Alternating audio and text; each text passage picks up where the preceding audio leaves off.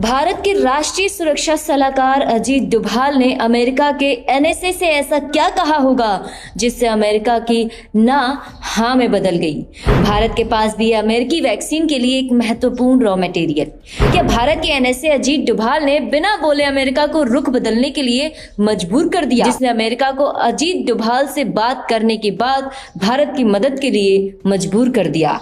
भारत के एनएसए अजीत डोभाल की अमेरिका के एनएसए जैक सुलिवैन से फोन पर बातचीत के बाद अमेरिका ने आखिरकार भारत को वैक्सीन के कच्चे माल का निर्यात करने का फैसला किया है।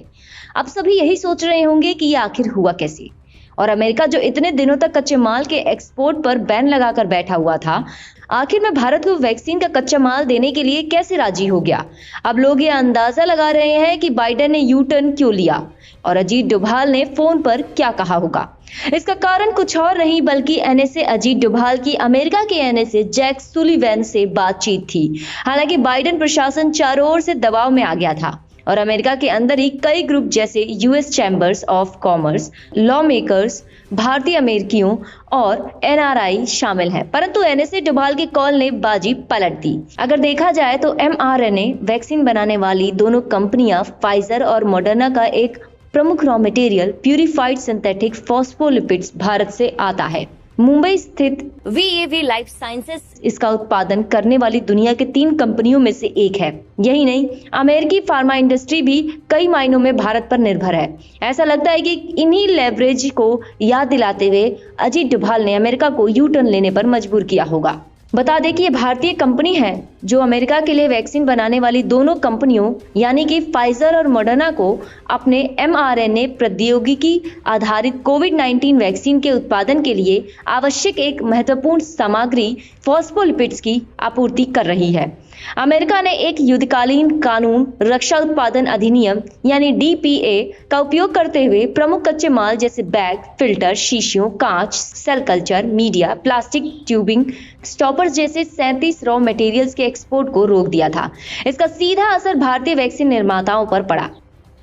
इस अमेरिकी कानून से अमेरिकी कच्चे माल के आपूर्तिकर्ताओं को फाइजर, बायोनटेक, मॉडर्ना और जॉनसन एंड जॉनसन की यूनिट जेनसेन को ही सप्लाई करने के लिए बाध्य होना पड़ा। परंतु अब अमेरिका ने भारत को फिर से इन सभी कच्चे मालों को एक्सपोर्ट करने का मन बना लिया है और शायद उसका कारण है अमेरिकी वैक्सीन कंपनियों का भारतीय फार्मा की कंपनियों पर निर्भरता। बिजनेस टुडे की रिपोर्ट के अनुसार मुंबई स्थित फार्मा और न्यूट्रास्यूटिकल स्पेशलिटी इंग्रेडिएंट बनाने वाली वीएवी लाइफ साइंसेस और उसकी सहायक कंपनी वीएवी लिपिड्स अमेरिका स्थित contract development and manufacturing organisation के साथ एक समझौते के माध्यम से वैक्सीन निर्माण के लिए भारी मात्रा में प्यूरिफाइड सिंथेटिक फॉस्फोलिपिड्स की आपूर्ति करने जा रही है। यह सीडीएमओ भारतीय कंपनी वीएवी लाइफ साइंसेस द्वारा निर्मित लिपिड का उपयोग gene based lipid nano particles के उत्पादन करने के लिए कर रहा है, जो कि फाइजर, बायोनटेक और मॉडर्ना के कोविड-19 वैक्सीन में विशेष रूप से उपयोग किया जाता है। बता दें कि वेब लाइफ साइंसेस दुनिया भर में फॉस्फोलिपिड्स बनाने वाली 3-4 कंपनियों में से एक है।